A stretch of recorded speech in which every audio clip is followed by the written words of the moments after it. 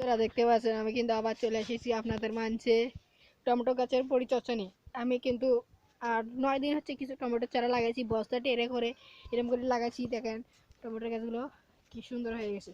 এখন আমি এই টমেটো গাছগুলোরে কিছু পরিচর্যা করে দেবো, তাহলে আরও সুন্দর হবে। ফুলও এসেছে গাছের মাঝে, নতুন নতুন ডোকায় ডোকায়। আপনারা কি করবেন, গাছের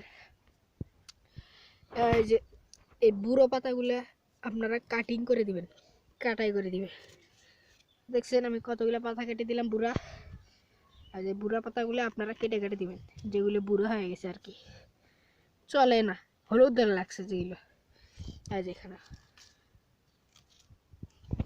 আরও আছে এই পাশে বুড়ো পাতা।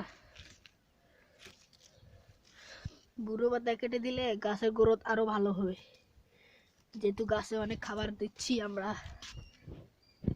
এই গাছগুলো একদম ড্যামেজ, এই গাছগুলোতে সেরকম একটা রোদ যায় না, তো সেই জন্য আপনারা চাইলেই এরকম করে বস্তায় রোপণ করতে পারেন এই টমেটো গাছের চারা।